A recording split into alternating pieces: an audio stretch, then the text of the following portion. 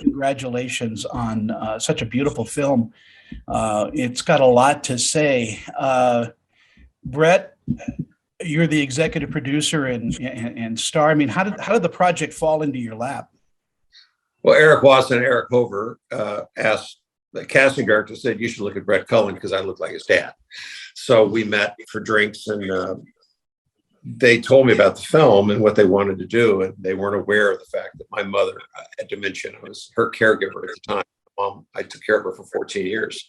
So it mattered to me in that regard, that there was an emotional connection to the story that they wanted to tell, plus my own experience. So that's how I got involved. And Leslie Ann Warren, As I Live and Breathe. We met a lifetime ago. I was a student visiting, and you were doing a night gallery. Oh, I remember that night gallery. Yeah. Amazing. And you were kind and lovely and so very sweet. And my gosh, what a great memory I have of you. Thank you. Thank in you. the character. Tell me a little bit about Anne, the character that you play in this film. Well, like Brett, I got to meet and spend some time with Anne, with Jerry, the woman that Anne is based on, and talk to her about how her day went and how she moved through this time with her husband. And one of the things that stood out to me was that she said that she cried all the time, but not in front of her husband and not in front of her boys, to the best of her ability. So I tried to bring that dichotomy of emotion into what my character was having to deal with, which is, this whole family coming out of denial and ultimately into a kind of acceptance, and then, watching them each struggle with their own grief process. She's strong and fierce when she has to be, but she's also deeply heartbroken at losing her husband in this way. A question for both of you, and we'll start with Leslie. Is there, do you feel there's more responsibility in playing someone who has actually lived rather than, a fictional kind of character? Yes, there's a different kind of responsibility, I think. In this case, and Jay, the director, Jay Gino, and I talked about that this isn't, in my case, this is not a replication of Jerry, because I don't look like her and I'm not physically similar, but that it's an understanding of who she is and what she had to go through and how she relates to her husband and how she relates to her sons. So, I think Eric at some points felt like, but she's not being my mom.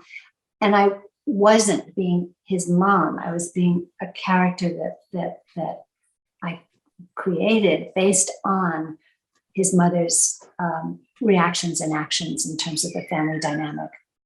And Brett, same question.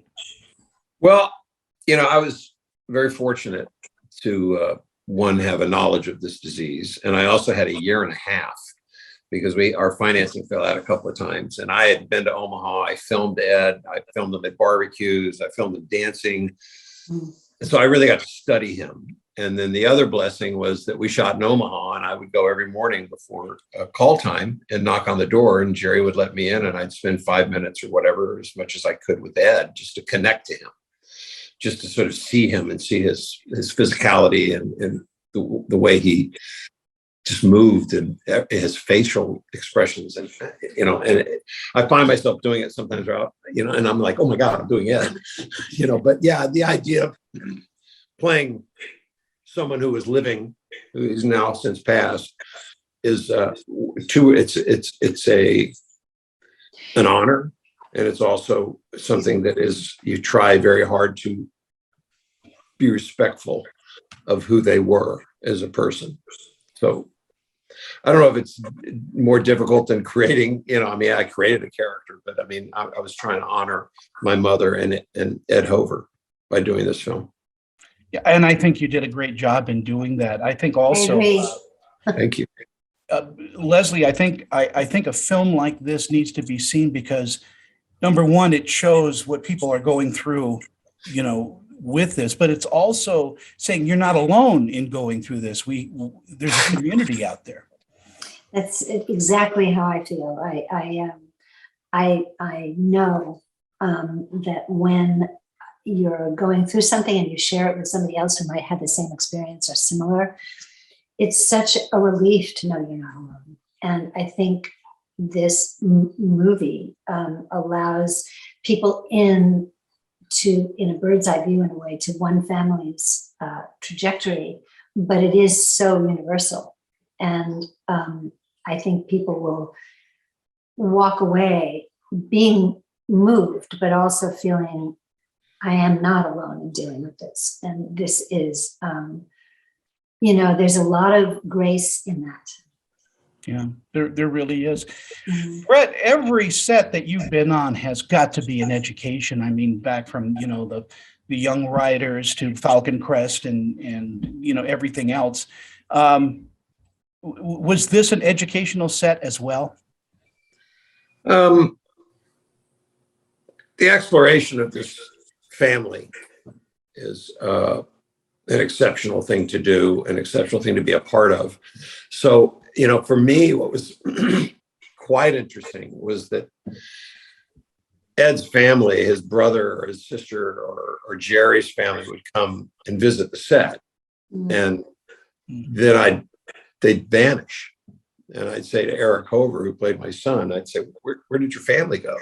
Between takes. And he went, they were disturbed watching you because it was like reliving Ed prior to his decline, because by the time I met Ed, all he would say is okay and hi. And that was all the words he basically used. So, to them, it was very upsetting and it was horribly cool. I just wonder, it was like, it's horrible, but it was really cool that I had that effect on them. And I wasn't aware of it, but, I obviously had really gotten his mannerisms down and his behavior. So I think of every job as a learning experience. I mean, to this day, I'm old, but I still think I'm 22 trying to learn, Stanislavski all over again. So, to me, every job is like that. There is this wonderful presence in this film that you as you lose yourself into the character, and the character is losing himself, you do such an eloquent job, of relaying that, and that just goes to your ability as an actor. We lose Brett, and we see the character that you're playing. Paul, is it Paul? Yes. Yes. Well, thank you. That's a lovely compliment. The thing is, it was funny that like one of the days when they came and they left, and they said, you're reminding so much of Ed. And I said, well, that's kind of funny. He goes, why? I go, because I was doing my mom in that scene. Because I had, my mom's memory care unit, I had people to study. And I took Jay and Eric over to see my mother, and they were upset with me. They said, you can't disturb the other residents. I said, no, we're just going to hang out with my mom. And I just told them to keep their eyes open, so they could see the behavior of the people that have this horrible disease. So, but thank you. Leslie Ann, I'm going to give you the last words in our interview. I mean, you are the glue that holds this family together. You're the matriarch, and what an amazing performance that is in itself, is to be able to relay not only to your husband, his condition, but to your family as well. Did it take a lot out of you once this performance was done? Well, it didn't take a lot out of me once it was done, but it took a lot out of me during. It took a lot out of me. It was, because she's pretty much in pain, whether she shows it or not in every moment. She is, and it's, a tremendously painful, challenging time in her life. And she's losing her husband and watching him go away. And so, all of those scenes were loaded for me. me as Jerry / Anne, and having to create that kind of continuum of grief and heartache, is very hard. I remember one day on the set, and I'll be really fast, but one day on the set, somebody else came to the set to visit, and I'm not going to mention who it was, but it was nobody connected to me. It was somebody connected to somebody else. And he made a disparaging remark about my hair. And, we tried to, do you remember that? We tried to recreate, Jerry's kind of hair and, whatever. And it's as if he attacked me. And I burst into tears, ran to my car, the car that was waiting to take us back, and sat in the car. And the hair and makeup people were like, we're going to kill him. We're going to, don't pay any attention. And, but it was so, I was so hurt by then that it really hurt me. So, yeah, it's not like I lost myself, because I don't do that anymore, but I become so, intricately involved and enmeshed with the character that I'm playing, especially when it's this kind of demand, that it takes everything out of me for that time. I think I would say it's 100% commitment you give, which is why it's so important to you as an actor. And I remember that day, and I was like, I won't use the language I use because I have a very salty tongue, but I'm like, who is that? And I was mad. Don't let someone come on the set and make comments to upset other actors. I know how it's hard. I know. I know. Well, I got taken care of. I wasn't crying, but I was angry. I was really angry when I heard about it. Well, I was crying and then I was angry. It's just bad etiquette on the set. You don't do that. Leslie's commitment is phenomenal, and she was the backbone of this film because she's playing Jerry, who was the backbone of this family, and it was just. Thanks, Brett. No, it's true. I just want to say I'm so honored to be able to speak with both of you, and boy, I'm beklemmed.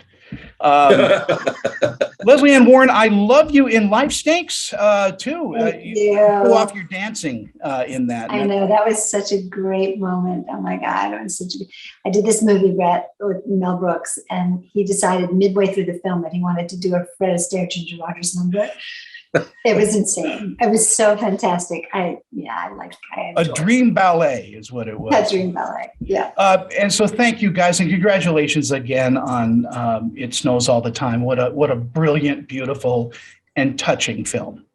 Thank you so much. Appreciate it. Bye-bye.